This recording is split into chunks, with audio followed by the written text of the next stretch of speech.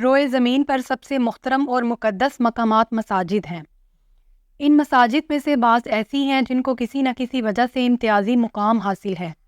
احادیث مبارکہ میں مسجد حرام اور مسجد نبوی کے ساتھ ساتھ مسجد اقصیٰ کو بھی مقدس مقام شمار کیا گیا ہے۔ اس کی عظمت نہ صرف مسلمانوں کی نگاہ میں ہے بلکہ یہود و نصارہ بھی اس کو مقدس مانتے ہیں۔ جب بھی کوئی مسلمان سورۃ اسراء کی تلاوت کرتا ہے تو اس کے قلب میں اس مقام کا تقدس اور جلال اثر کیے بغیر نہیں رہتا۔ بخاری اور مسلم کی روایت ہے کہ ایک مرتبہ حضرت ابو ذر غفاری رضی اللہ تعالیٰ عنہ نے نبی اکرم صلی اللہ علیہ وآلہ وسلم سے دریافت کیا کہ یا رسول اللہ، دنیا میں سب سے پہلی مسجد کون سی ہے؟ آپ نے ارشاد فرمایا مسجد حرام۔ ابو ذر غفاری نے پھر دریافت کیا کہ اس کے بعد کون سی مسجد عالم وجود میں آئی؟ آپ صلی اللہ علیہ وآلہ وسلم نے فرمایا کہ مسجد اقصیٰ۔ ابو ذر نے تیسری مرتبہ سوال کیا کہ ان دونوں کے درمیان مدت کس قدر ہے؟ نبی کریم صلی اللہ علیہ وآلہ وسلم نے فرمایا کہ دونوں کے درمیان 40 سال کی مدت ہے۔ جس طرح حضرت ابراہیم علیہ السلام نے مسجد حرام کی تعمیر کی اور وہ مکہ مکرمہ کی آبادی کا باعث بنی، اسی طرح حضرت یعقوب علیہ السلام نے مسجد بیت المقدس کی بنیاد رکھی۔ پھر عرصہ دراز کے بعد حضرت سلیمان کے حکم سے اس مسجد کی جدید تعمیر کی گئی۔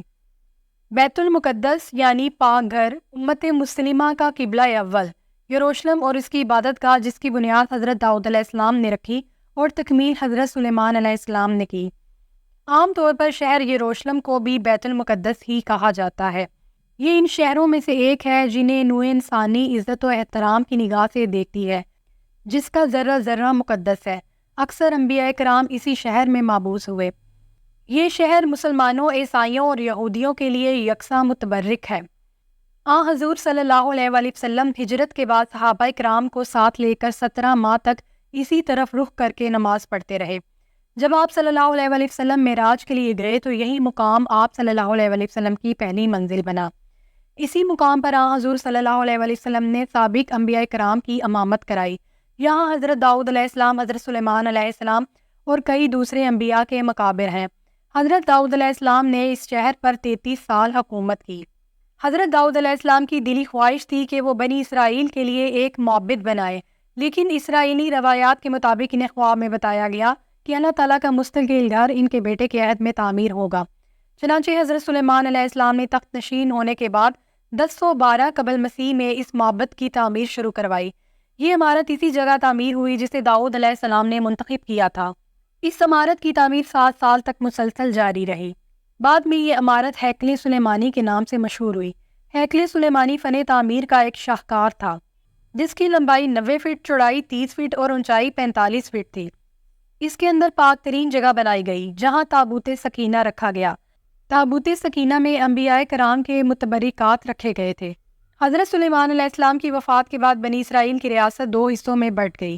اس کے ساتھ ہی بنی اسرائیل فواحش، حرام کاری اور عیاشی میں مبتلا ہو گئی اور انہوں نے ایک اللہ کو چھوڑ کر بتوں کی پوجا کرنی شروع کر دی۔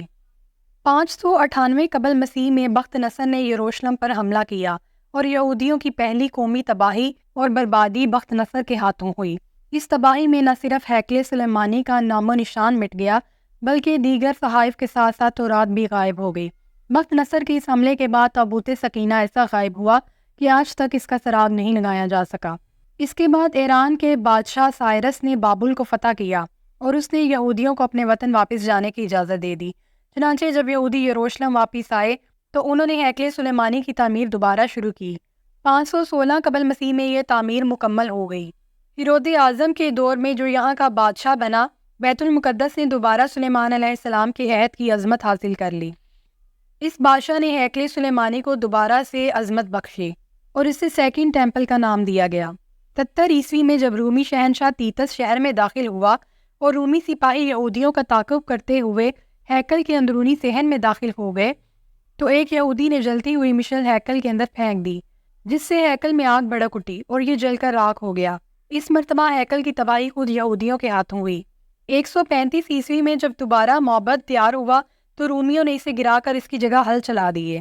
136 عیسوی میں رومی شہنشاہ ہیڈرین نے اسے دوبارہ آباد کیا اور شہر کا نام پہلے ایلیا اور پھر کیسیٹولینا قرار دیا۔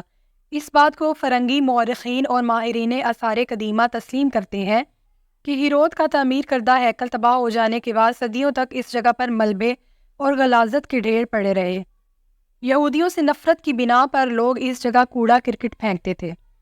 چنانچہ حضرت عمر رضی اللہ تعالیٰ عنہ کے زمانے میں جب مسلمانوں نے بیت المقدس فتح کیا تو اس وقت یہاں یہودیوں کا کوئی معبد نہ تھا، بلکہ کھنڈر پڑے ہوئے تھے۔ حضرت عمر کے حکم سے ان کھنڈرات پر ایک مسجد کی تعمیر ہوئی۔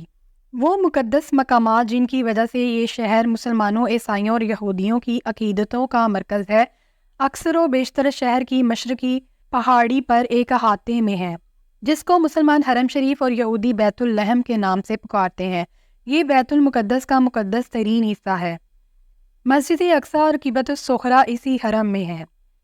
حرم میں جگہ جگہ بلند مقامات ہیں جنہیں مسلمان محراب کہتے ہیں اور ان کے سامنے نوافل ادا کرتے ہیں۔ سنہری گنبد والی عمارت قبۃ الصخرہ ہے۔ اس جگہ دراصل ایک چٹان ہے جس پر معراج کی رات نبی صلی اللہ علیہ وآلہ وسلم پاؤں رکھ کر براق پر سوار ہوئے اور آسمانوں کے سفر کی طرف روانہ ہوئے تھے۔ اس کے قریب ہی سبز گنبد والی مسجد اقصیٰ موجود ہے۔